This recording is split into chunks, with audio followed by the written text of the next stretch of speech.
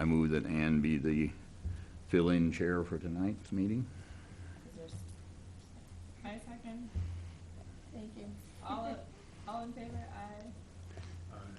All Aye. opposed? We could have discussed it for a while, Yeah. just to drag it out, yeah. we could've.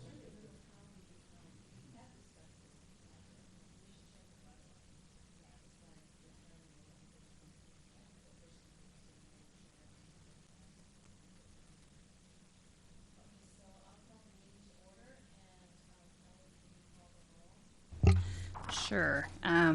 Chairperson Fred Cobb. Commissioner Janice Bankston. Here. Commissioner Brian Cunningham. Commissioner Chris Diana. Here. Commissioner Ann Hines Silvas. Here. Commissioner Lauren Carplus. Commissioner Jerry Moreland. Here. We have a quorum. Thank you, Kelly. Now I'd like to move to the minutes of our previous meeting, July 26th. You'll have a copy of those minutes and available on the website. Are there any, do we have a motion for approval of the minutes from July 26th?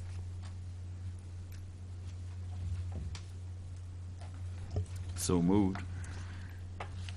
Chris, is there a second? Lauren seconds. Is there any discussion, corrections, questions, comments? I'd just like to comment, I went to the council meeting, that was about, or the public hearing during, I went to the public hearing about the Highlands Greens. There was no public comment, so. Thank you. Any other comments, questions? If none, can I have all in favor of approval of the minutes as written, say aye. Aye. Opposed, same sign. The ayes have it, and the minutes from July 26th are approved. Now, I would ask if there were any petitions or communications that were received. No. Okay. Audience, is there anyone in the audience that wants to address the commission? Julie Cartel with Rosecrans is here, Okay. in case there's any questions when we come to the agenda item. Okay, thank you, Julie. Okay, so staff report. Kelly? Okay, before you have the staff briefing showing our activities and accomplishments since the last Community Development Commission meeting. As far as HUD activity, we received and executed our copies of the CDBG and home grant agreements, which is good. Our supportive housing program grant agreement was signed and returned to HUD, and we're awaiting an executed copy. And we made our home commitments by the end of July, so that's really good. And then you can see we're beginning our Consolidated Annual Performance and Evaluation Report, or CAPER. That is due 90 days after the end of the fiscal year, and so we are working on that. It's connected to our consolidated plan and our annual action plan activities, showing that, you know, numbers that we actually served and such. So we are working on that. Also, we are in the process with the Continuum of Care Executive Committee working on the Notice of Funding Availability, or NOFA, for the next grant cycle. It actually came early. Usually it comes late fall into early winter, and so there was a quick turnaround this time. But it's due in September, and hopefully by the end of winter they will have made their decision. Also, you can see managing the social service fund, the different grants. Randy's showing his different rehab projects that he's working on. And of course, all the meetings that we have, regular meetings that we have attended, you can see here. I also wanted to point out the Regional Neighborhood Network Conference, which the City of Urbana is co-sponsoring with the City of Champaign. And Chris Diana is actually also on the planning, local planning committee, which is great. We have several different committees within the planning. And if you go to the 2016 RNNC, that gives you the history behind this. It was actually started in the city of Louisville, Kentucky, by the mayor, and grew from there. So it's a regional, 5 states. So we have actual local Matt Habitat. Libby Tyler's going to be doing a workshop. We're going to do tours of the community gardens in the Champaign-Urbana area, and it'll be a really good conference. So if you could, I think September 1st is the deadline for the early bird, which is $100. After that, then it goes up. So hopefully you will consider going. It's September 29th, Thursday night. Pretty much the workshops and the tours are on Friday, September 30th, and then October 1st, after the keynote speaker and breakfast and such, then it will be coming to Market on the Square here, and there will be a participants' lunch, probably at the Boneyard Creek Crossing. So definitely take a look at that, see what the workshops are, and hopefully you'll sign up for this. We're real excited about this conference. So, Kind of and a nice then, dinner in there Friday night, too. pardon me, oh, dinner, right. Yeah. Yeah, there'll be a dinner at the Colonnade at U of I Memorial, and then they have, after dinner, it's a standing tradition to do karaoke. So, with dancing. So it's a great time, a lot of learning, networking with other communities. So, Be singing and dancing, who knows what might happen. yeah.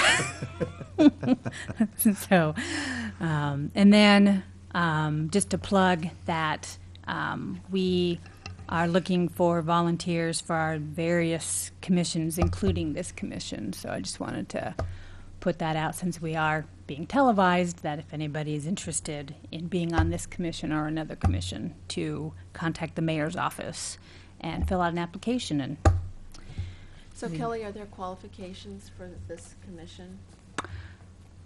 Or is any resident of the city eligible to serve? pretty much, I think any resident, but the mayor's office has the application. They'd be able to better answer that question. Thank you. So I think that's our staff report. Yeah. I was going to add, I think this is a very nice distinction for Champaign-Urbana. Since it is a regional thing and covering 5 states, it doesn't go everywhere, obviously, so it's really nice that they're coming here, which is a good opportunity to showcase a lot of the things around town, so. Yeah, in Illinois, there are only 4 or 5 communities that are part of this conference. Besides Champaign-Urbana, Decatur, Peoria, Champaign-Urbana, Decatur, Peoria. That might be it. Is Bloomington in there too or not? No. Springfield was Springfield, considering yeah. it, but has not formally, because you have to have a letter by your mayor and has to be backed by your council. So, I would add that with a number of cities, it'll be a long time before it rotates around here again, but in the interest of having that be never, they asked us not to sing Friday night, so.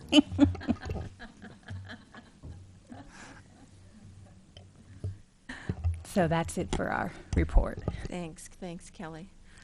So that brings us to old business. Is there any old business come before the commission? No. How about new business? I see we have 3 items of new business, beginning with the Emergency Solutions Grant Program. Is there anything we should know about that? I'll speak about Okay, that. thanks, Kelly. We are required from the Illinois Department of Human Services, which oversees the Emergency Solutions Grant. They receive the money from Department of Housing and Urban Development to DHS, and then we applied and are administering on behalf of a couple of agencies. In the past, agencies could work directly with DHS, but there were so many applicants and grants that they made a threshold of $25,000. So any agency more than $25,000, they could work directly with DHS and get their funding. But if it was less than $25,000, somebody else needed to administer. And so we've administered this grant for probably about 3 years, 3 or 4 years. So and we've had different agencies that have been under that threshold that we have administered for. For 16-17, we have Crisis Nursery and Rosecrans Champaign-Urbana, which is formerly known as Community Elements. And so, as you can see in the memo, it talks about what are the eligible activities and what the objective of the Emergency Solutions Grant is for.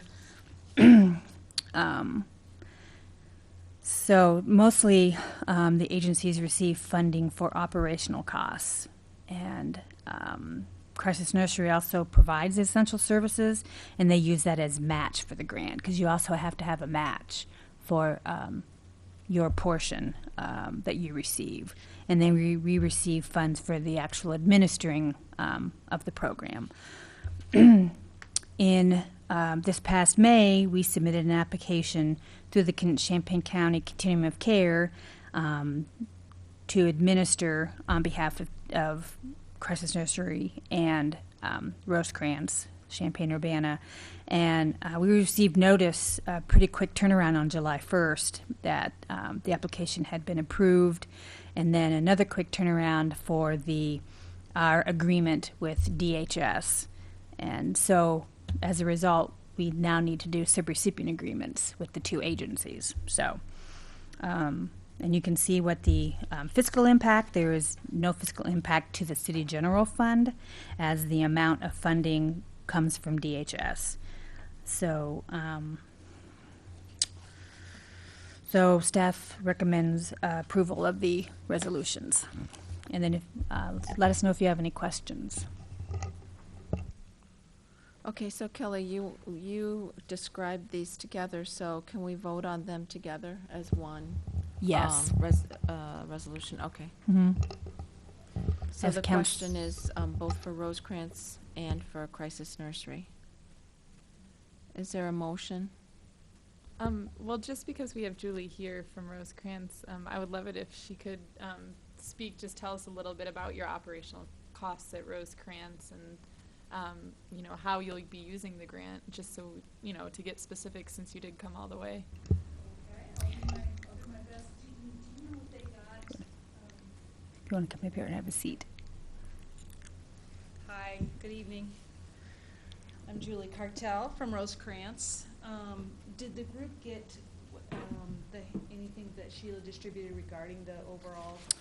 I think it was, I don't think that I submitted that. It was pretty much just the, It's really the overall operational costs of our Times Center. And I know there have been some questions about where Times Center is, because there has been some reduction in the services that we've been providing there.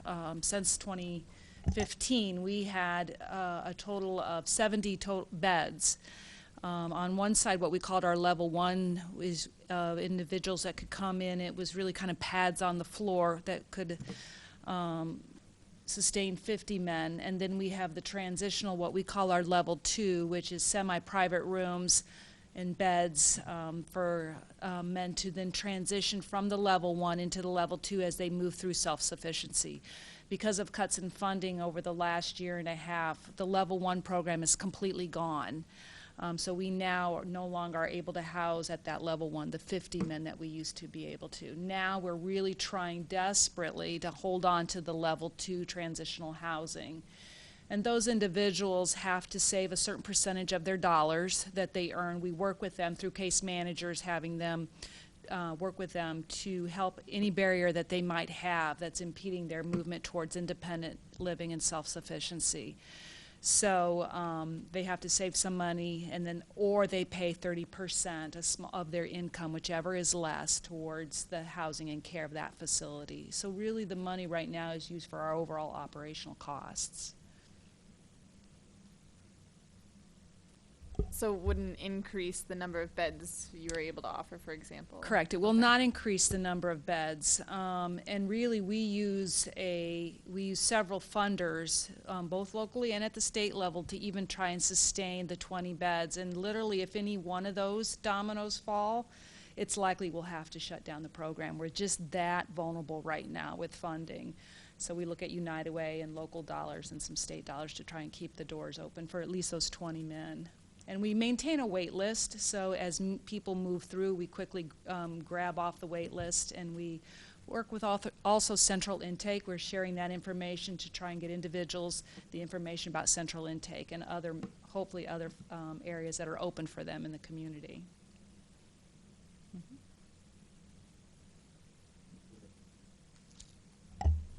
Any other questions for Julie while she's here?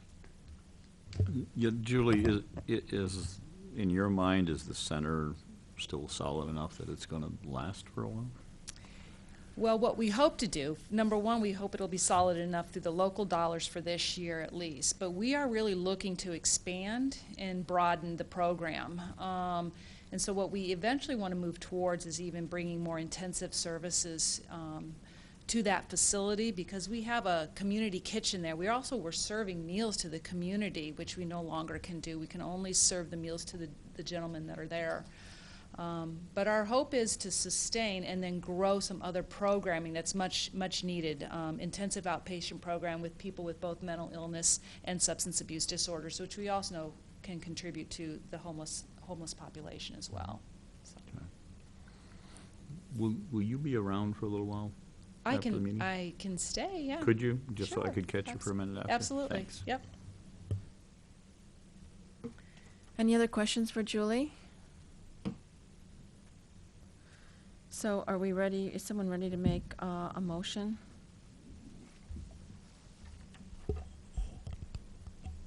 I move that it's on, sorry. I move that we forward the resolution approving the emergency solution grant agreements with Crisis Nursery and Rosecrans with a recommendation for approval to the City Council. Thank you. Is there a second? A second. Thank you. All in favor say aye. Aye. Aye. Opposed, same sign. Motion carries. Thank you. That takes us down to the supportive housing program. And I will talk about this one too. Okay. This is the Homeless Families in Transition program that we have administered probably, I think we're on our 21st year. And in the past, we'd had 3 agencies that were involved, Salvation Army, Courage Connection, which was Center for Women in Transition at the time, and then a Women's Fund. And then a Women's Fund and Center for Women in Transition, they merged, and then they changed the name to Courage Connection. So it was 2 agencies, and then Salvation Army moved into another direction, and so now it's Courage Connection. And so, again, like with the Emergency Solutions Grant, this is also similar in that after we sign an agreement with HUD for this program to administer it, then we have to do subrecipient agreements with those who are doing the actual work and dollars, besides just us administering it. So,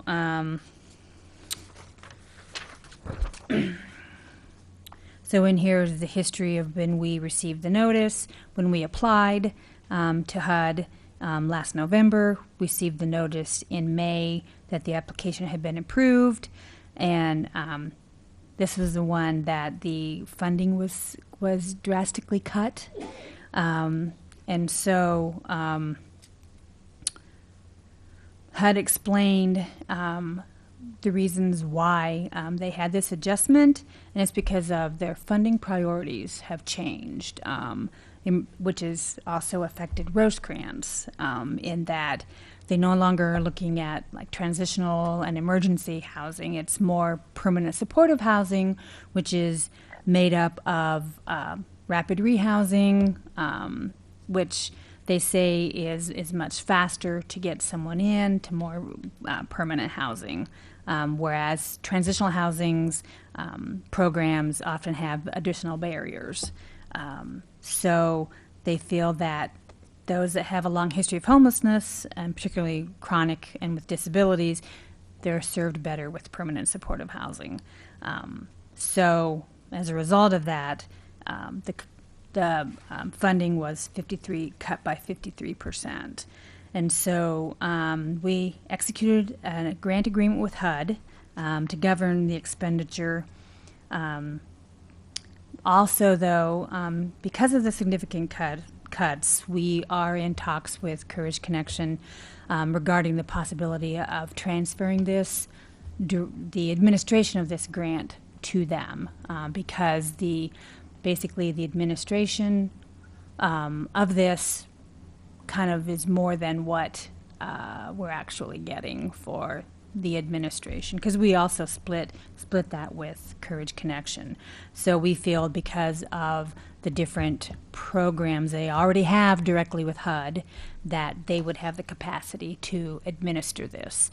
So we're in talks with them to see if they would be interested in doing that, and if so, then we would have to send a letter. They'd have to send us a letter, and then we would send one to HUD. And also, we need to probably amend the budget as well, because what HUD basically did was just slashed across supportive services, but Courage Connection actually had cut from like both of their programs. So we will. I think it would work out better for them if they just administer. Now that it's I think in the past we administered because it was required, and now that we're past the 20 years, I think that they'd have the capacity to administer this. And I think what they're looking to do is moving all that money to their domestic violence program. So, so there's no direct physical impact on the city general fund as the funding comes from HUD, but there is a direct impact on the program itself because of the severe cuts from HUD. So, like I said, we're discussing the possibility of transferring, but we didn't want to hold anything up in case HUD, for some reason, said no. We would at least have started the subrecipient agreements. So, so basically, we're recommending that the resolution be forwarded to City Council with a recommendation for approval. And if you have any questions, let me know. Okay, so are there any, as you think about a motion?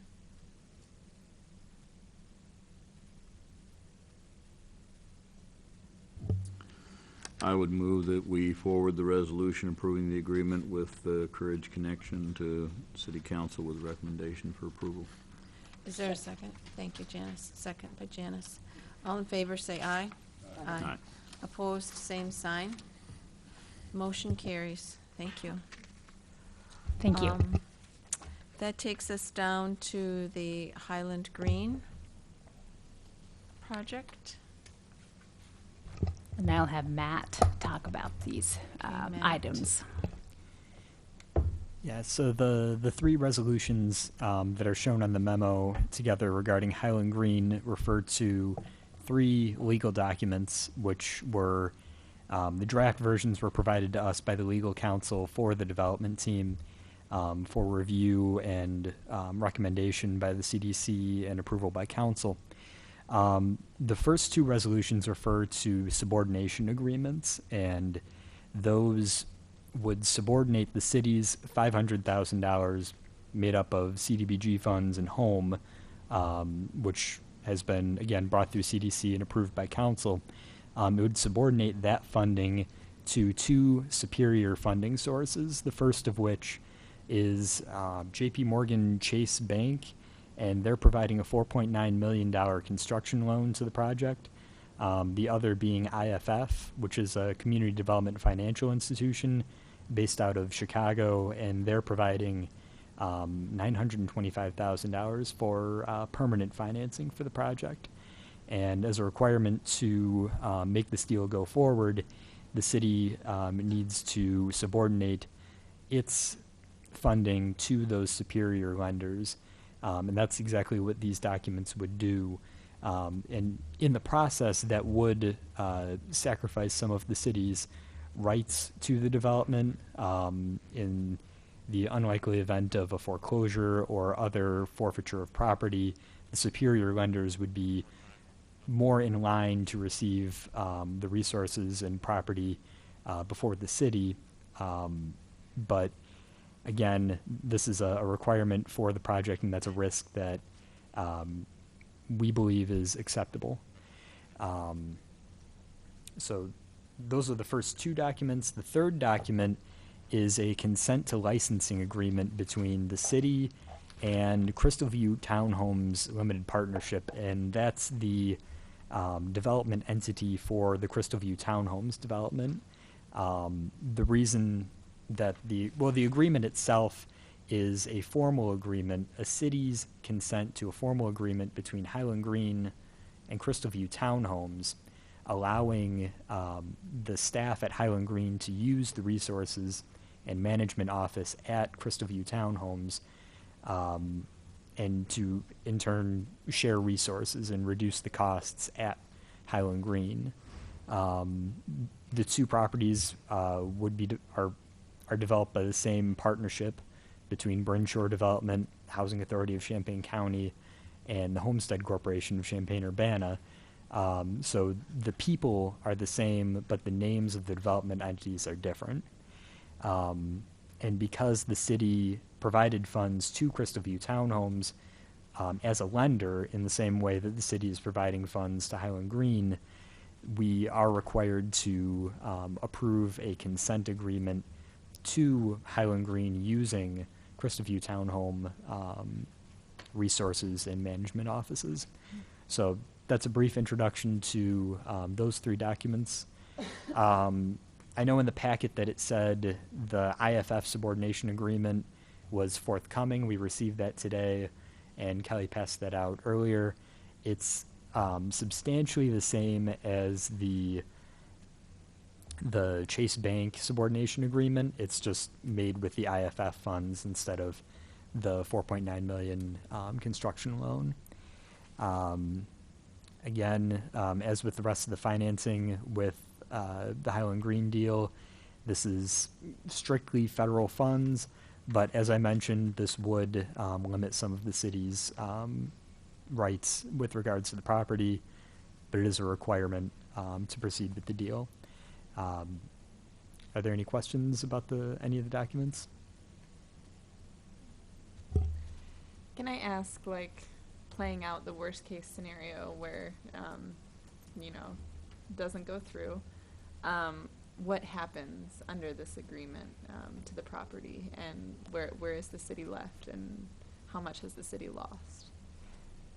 I believe, assuming that the property, the physical real estate, would have been transferred to the development the developer, and the property and I believe the funds as well. In the event of a foreclosure, the development entity would pay out in order of the liens. according to these subordination agreements, we'd be third in line, and in many cases, just going through some experience with single-family homes, many cases that remaining funds do not reach the second or third in line. So in the worst case, again, the unlikely event of the worst case scenario, it is possible that the city could lose the property and the investment of the federal funds.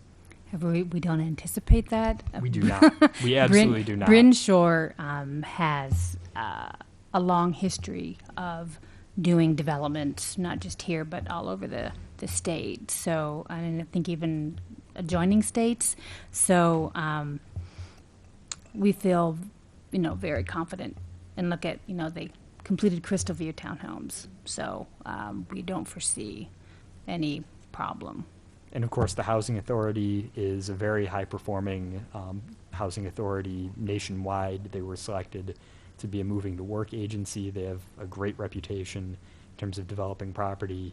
And of course, we've worked with the Homestead Corporation for a very long time too. So we have a lot of confidence in the development team, and we, of course, do not anticipate that would happen.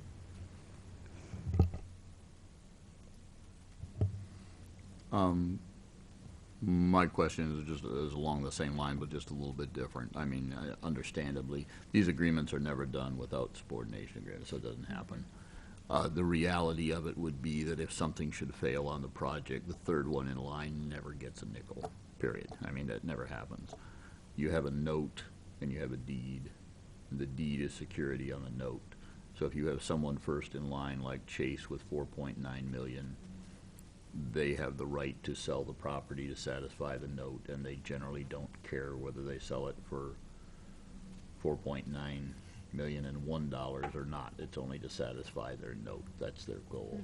So if you're the 500,000 at the end of the trail is usually left out. But it's a very unlikely circumstance with public works like that. So my only question would be, should that happen, is there any additional impact to the city or financially? I mean, the funds have already been committed to that. So beyond that, we aren't carrying any other liability beyond that anyway. So it would simply be a loss of funds that were expended in the project, really, right? Possibly home might have to be paid back. That was my question. Yeah. Does Possibly. home We want to would- be paid back if that's the We would case? have to check and make sure. Yeah. So I mean, to fund these things, I agree, there's never an alternative because they don't provide that kind of funding without cities subordinating that. But the reality is that, yeah, you are kind of on the hook for the funds, period, yeah.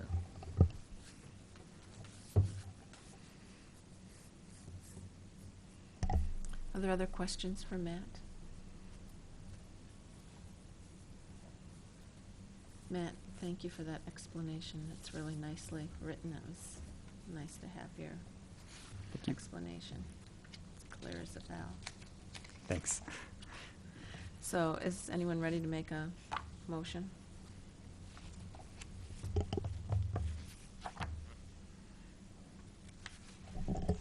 I move we forward one or more of the resolutions to the Urbana City Council for recommendation of approval. Thanks, Jerry. Is there a second? Second. Janice seconds. Any further discussion? All in favor say aye. Aye. Opposed, same sign. Motion carries. Thank you. So that concludes new business, unless there's any other new business not on the agenda. I guess we can't deal with that. If there were a study session, that would be now, but there's nothing on our list for a study session. Right, yeah, if there was a study session, we would have the topic Yeah. listed. Okay. So, and that brings us to the conclusion of our agenda, so we stand adjourned. Thank you. Do we have to have a motion to adjourn? Yes, probably Oh, we should do do? that, I think so. Thank you, Lauren. Is there a second? Second. Janice seconds. Thank you. All in favor, say aye. All in favor, say aye. Aye. Motion carries. Thank you. Thanks.